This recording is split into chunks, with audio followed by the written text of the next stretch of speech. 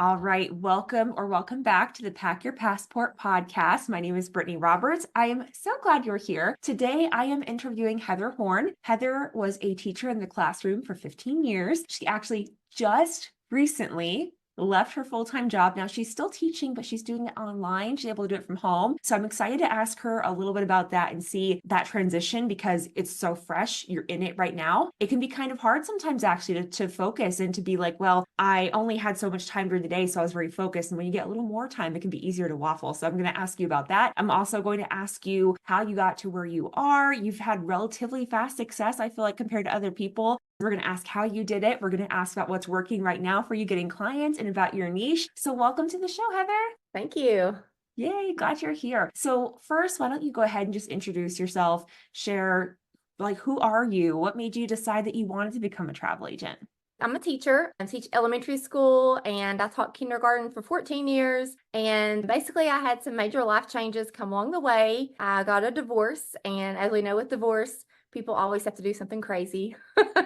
So my crazy thing was I wanted to travel, and that was something I never got to do. We might have taken little vacations, but I wanted big trips, big travel. I wanted to go international. One of the first things I did within a month of getting divorced was I booked my first international trip to Greece, and I haven't looked back since. I love that. I really had the privilege of getting to know you and travel with you this past summer. And it was just like seeing you lit up was just such a great thing, right? Like you were so excited. You were so genuinely happy to be there. I think, especially because we've both been teachers, many educators say, well, I can travel during the summer. That wasn't enough for me. It wasn't enough for me to know that, oh, well, if I'm just miserable for 9 months out of the year, then I get 8 weeks to myself. No, like for me, I was like, no, I want to live. I want to be able to go to these different places when it's off season. I don't want to have to wait and be there only when it's busy. Not that there's anything wrong with going to Europe in summer. I mean, like it's great, but also it's hot, it's packed. It's just wonderful that you have the flexibility and you have that now. Has that really hit you yet? Have you thought about that like you can go to a place during the off season? I haven't gotten that far into it yet, but I'm looking forward to that. Yeah, it's really exciting. We often overestimate how much we can do in a year and we underestimate what we can do in 3. It's a transition, right? Like people are often surprised to hear that I do other things too, that I'm freelancing. And it's like, well, yeah, I had to quit my full-time job, right? So I had to supplement my income. This is commission work, right? And it's not that you can't have a full-time job being a travel agent or full-time income being a travel agent. You can. And there are many of us who do, but it takes a while to build up to that point. So there are different phases that you go through. And I think that one of being able to work either fewer hours or being able to change your employment situation is still a really big deal because then you get more capacity, right? You have more mental clarity, you have more focus and headspace to actually do things that you might not have been able to do before. I would actually love to hear the comparison. So what did you do while you were still in the classroom? Because it's a busy schedule. We all know if we've been a teacher or we know a teacher, how full on and full-time job plus being an educator is. How did you build it up to that point? Like what were you doing?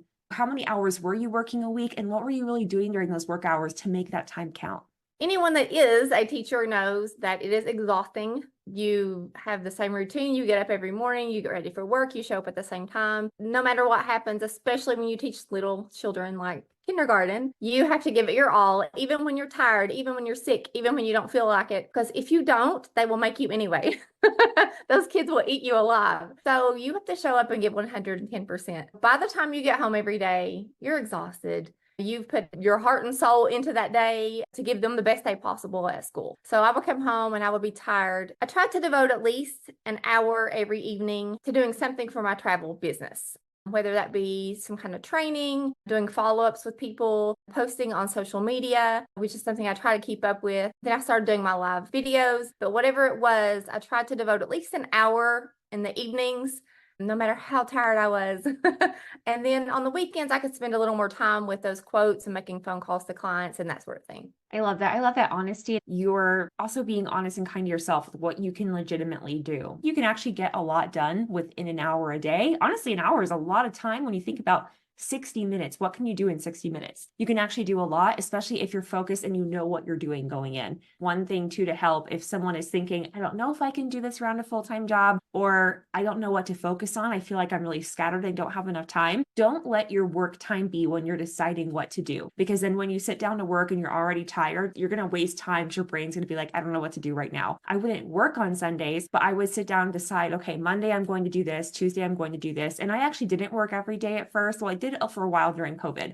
Ironically, we're actually booking a lot of travel during COVID, although a lot of it was on the DL, but it was still happening. So I was booking like on the evenings, but on Sundays, I was planning my week, right? So on this day, I was going to do YouTube videos. On this day, I was going to do blog posts. On this day, I was going to reach out to people, start batching tasks. Batching just means doing more than one thing at a time. And then you're starting to do more than you actually expect, because now you're in the mode of like, okay, well, I made one post, might as well make 3, 4 more, right? I made one reel, might as well make 5. It seems kind of funny and counterintuitive, but it really does become easier when you start doing multiple outputs of one thing. So I think that's really smart. And I think there is a time where we have to hustle a little bit. And I know that people don't like to hear that, but I really do think that when you're in the beginning, like you do have to work harder because you're learning so much and you don't know what you don't know yet. Once you start getting some clients and that snowball effect happens, then it feels like, okay, it's not as intense. I've got the systems down at least somewhat. Has that been your experience as well? Yeah. And I agree with that. I might plan an hour and then I realize I may have been on the couch with my laptop in my lap, but I worked on things all evening. Or maybe people started messaging about trips and then one thing led to another. And next thing you know, we booked 3 cruises and it was like, okay, this is great. I will get a message, check it on my planning period or my lunchtime at school and do a little something in that 20 or 30 minutes that I had. You find the time once you get in a routine and you know what you're doing to book those things and to get the answers that you need. I love that. What she just said was 20 to 30 minute spurts, right? Like a lot of times we think, oh, I don't have an extra hour a day. But I usually ask people, really? Are you sure? Because I can almost guarantee, I understand some people have caring responsibilities and you legitimately can't, but 99% of people do actually spend more than 1 hour a day just looking at a screen. I don't know if you knew that. It's like actually kind of scary. The statistics are saying we spend an average of 12 hours a day looking at a screen, which is incredible because maybe 8 to 9 of that is at work.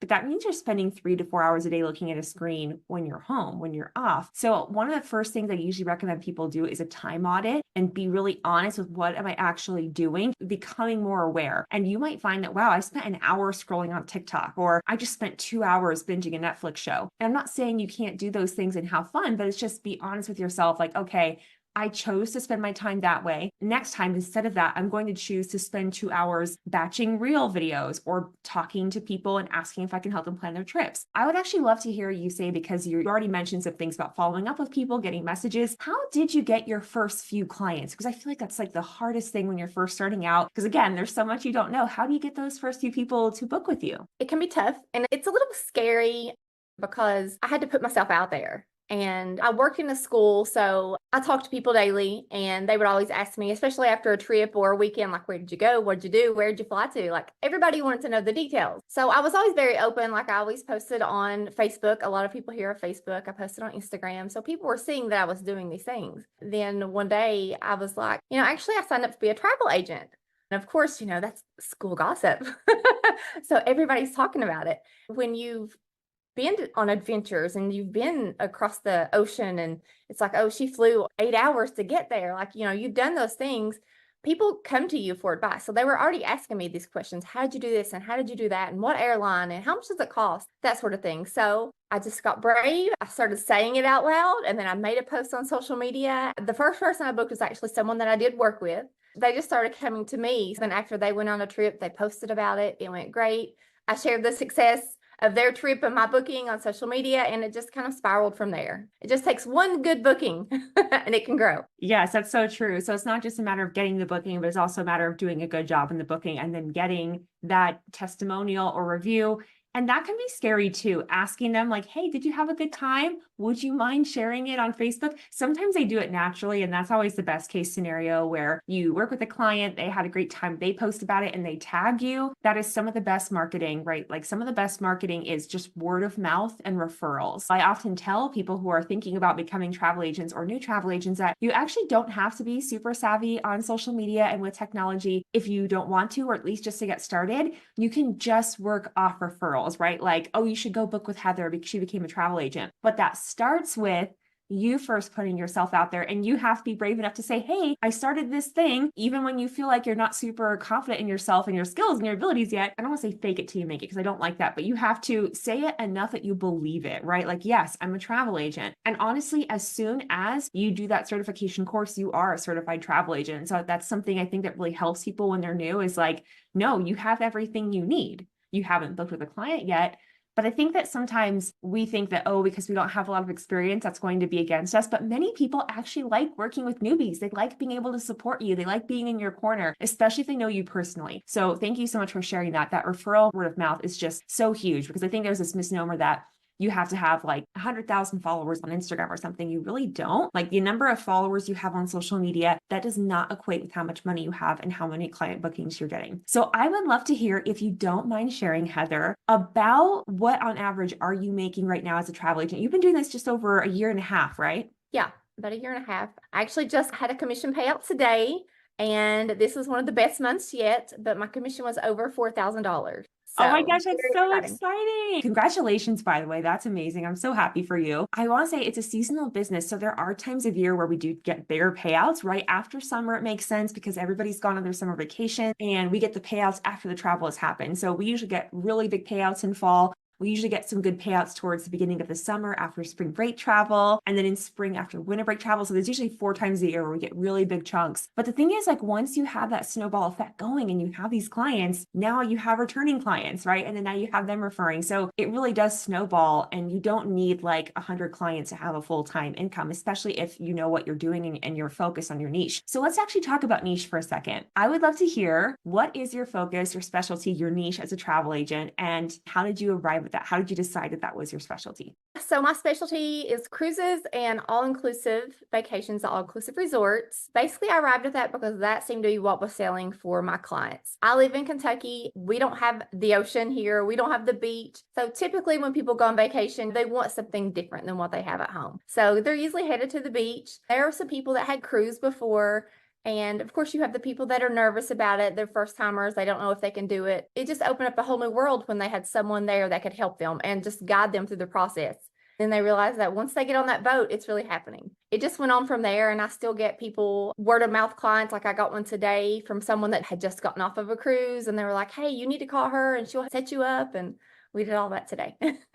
Oh my gosh, that's awesome. That's perfect word of mouth referral marketing right there. I'm so happy for you. Yeah, I really think that what she just said was so smart. So we looked at her data, right? I knew the answer to her question already because we had talked about it, but I wanted y'all to hear it. So we looked at her data, right? What was actually working for her? What was she already booking a lot of? It didn't take me long to figure out like group trips was going to be my niche because, well, one, that was one of the reasons I became an agent, but also I looked at the data of what was the most profitable, right? There were a few different offers and I had done some destination weddings before. Destination weddings are actually amazing. You can make a lot of money. But after booking a few, I was like, that's too stressful for me. I do not want to do that. It's just too much for me. But I don't want to scare people away from it because I'm going to be bringing one person on here who that is her main thing. And she kills it. She makes a full-time income just doing that. Excited for that episode for y'all to hear that. But that was not for me. And honestly, even group trips, like I don't want to say they're not stressful because they are a little bit stressful. You're managing different emotions. You have different things that come up with different suppliers. Things happen when you're there on the ground and you're like, what do you do? And I think part of that is picking your partners very smartly and also knowing what's included, what's not before you go as much as you can, but things also change.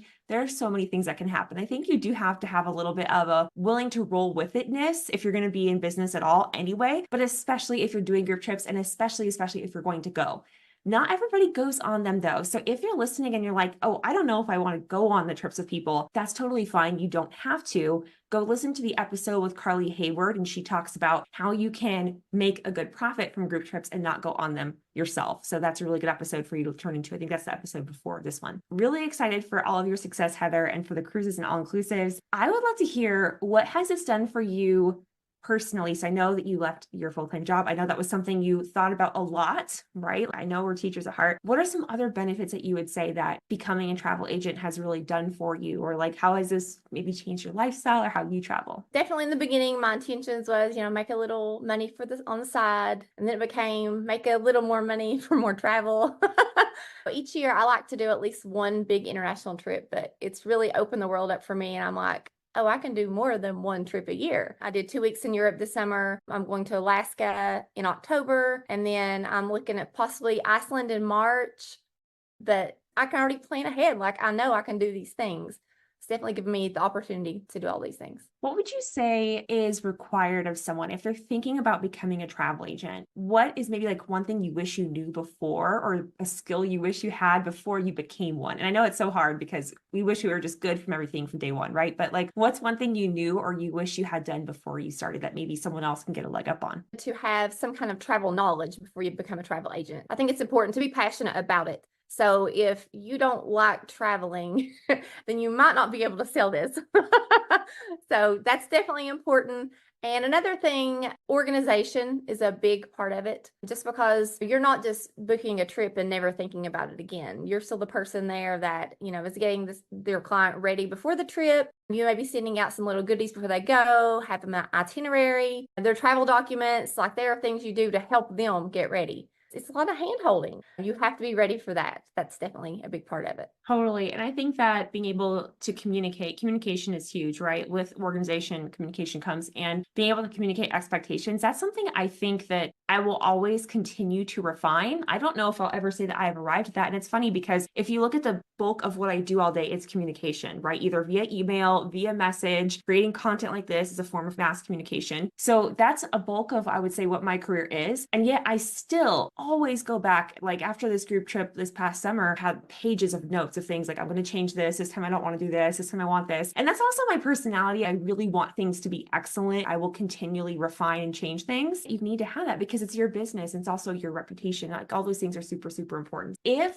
you struggle with those things because organization is not something that came to me naturally, I would argue for most people it doesn't. It's a skill set, right, that you have to develop over time. Looking for tools to support you is great. So if you don't have like a Gmail account set up for your travel agent business, I highly recommend it, just to have separate email anyway. And then you get all the Google tools, right? You get the calendar scheduler in there, just the calendar itself of being able to track when events are happening. So I'm a huge fan of having tools to support you, automating as much as possible. And then eventually, once you get to a point, you're actually probably about there, Heather, where you might hire people on to support you. So now you're going to outsource tasks. So I'm not saying you have to do that, but I'm saying that's something at your stage of business you might want to think about. Heather, I would love to ask you, if you don't mind sharing personally, I would love to know, because you mentioned in the beginning about your story and about how you had this major transition that led you to take your first trip. I think that anytime we have one of those like trigger moments, that's what makes us make a big decision. For me, becoming a travel agent, that was when I was having like frequent panic attacks in the classroom, going into the classroom. And I was so confused by that because it wasn't like teaching scared me. I'm not scared of kids. I love that. But it was the idea of, this can't be the rest of my life. I know I'm meant for more than this. I know I'm meant to experience, to see more. That feeling of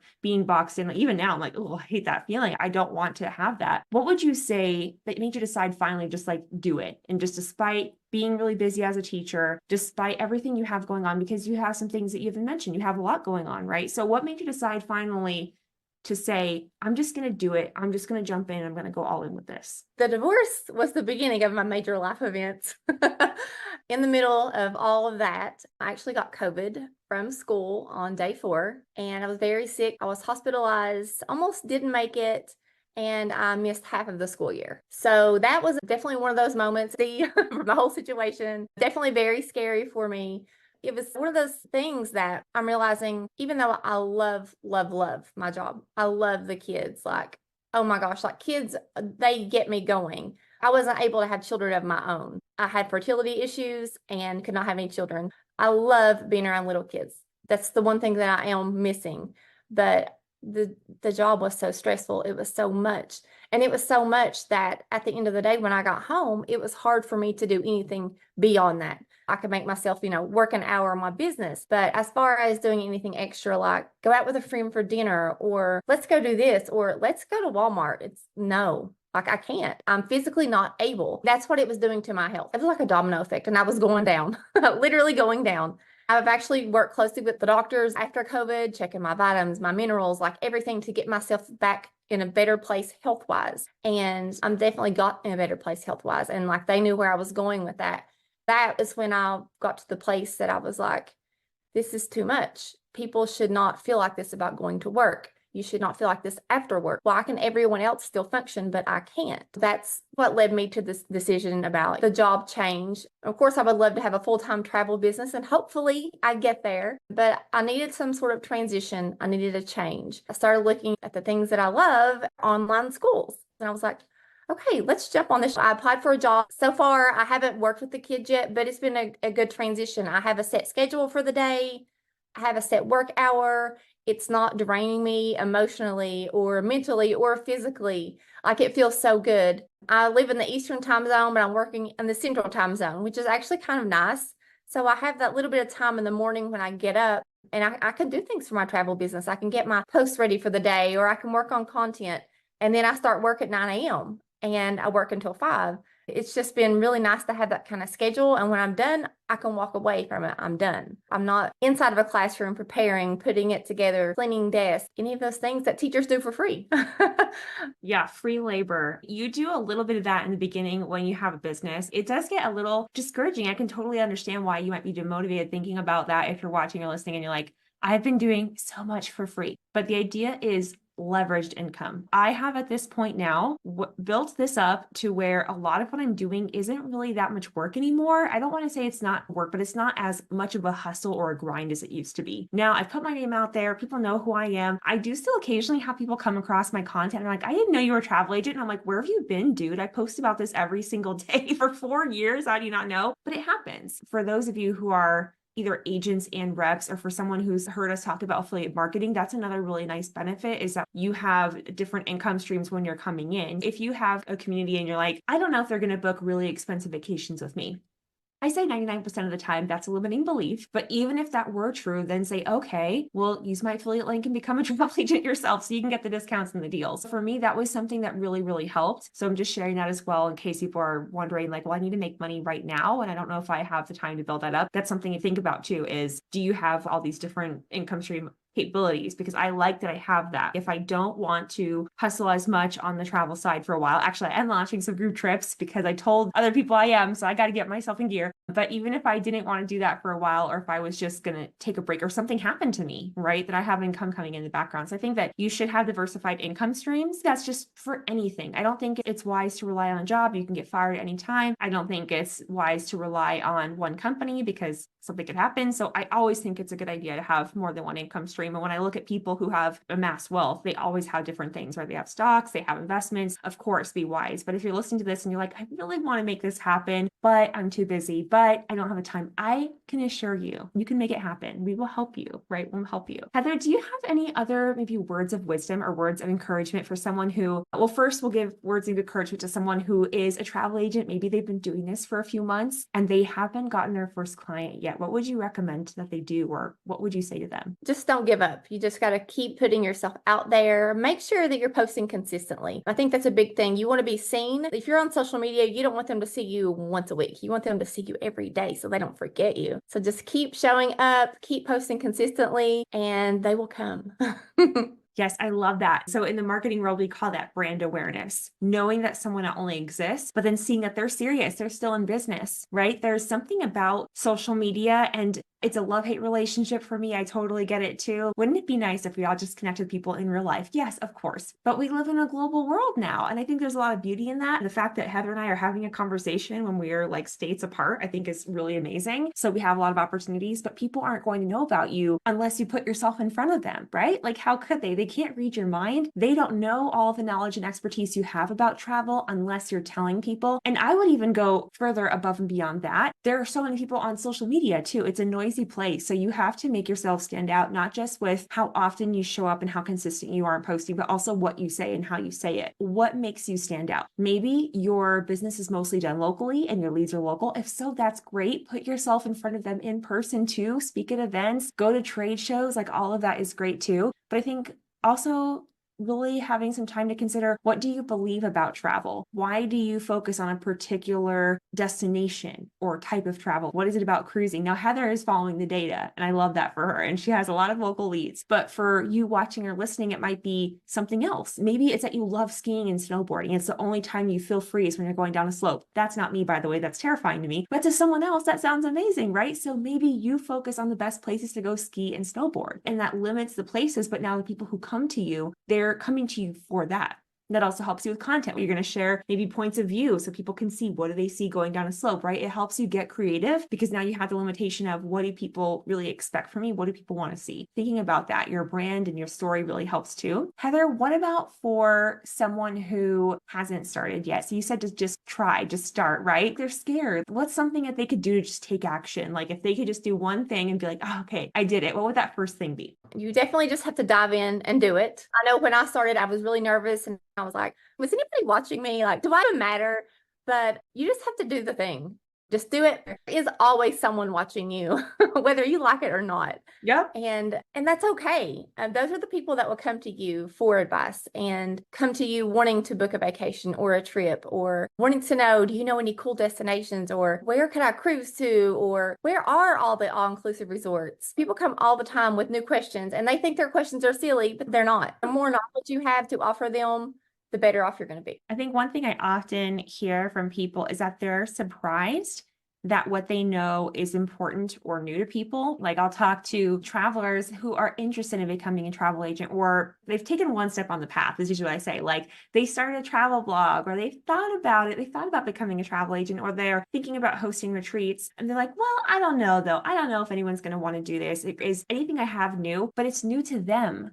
You would not believe some of the questions I still see. I shouldn't say you would not believe, because maybe it's new to you too, right? Like I get asked all the time, do I need a passport going to Puerto Rico? The answer is no. But I also recommend to people to still take it everywhere with you, because you just never know what's going to happen, right? So these are questions that if you know the answer, that's good information. But even more than that, going above and beyond information, right? Because people are going to get comfort from you. They're going to get advising from you. When people ask me, especially teachers, about cost, they say, I want to do something, but I don't know how to afford it. That's usually the first problem. Usually, if I ask a few more questions, I can understand the real fear underlying there, right? It's like, well, I've never traveled by myself before. I don't have anyone to come with me. And then I go, okay, that's what the real problem is. Let's work on it. Your first solo trip, how exciting. Let's talk about it. And so for me, having that I have group trips, that's part of the draw, right? It's like, okay, you're going solo, but you're not going to be alone. And one thing that's really important for me is making sure that every person leaves with a new friend, even if it's not me, right? Like, of course, I'm friends with everybody, but I want for people to also leave with more friends. That's like really important to me. Just thinking about that for yourself. What is that thing for you? What do you believe about travel? Why that certain kind of travel? And if you're thinking, well, I'm interested, but I don't know if I know enough, you can also use this to become knowledgeable. I've had some amazing teachers, especially, who are like, well, I'm good at learning stuff and teaching it, so I can probably figure it out. And I think that's the best attitude to have, is just to give yourself a year, honestly. It takes a while, so give yourself a year. All right, Heather, last big question, tip to have.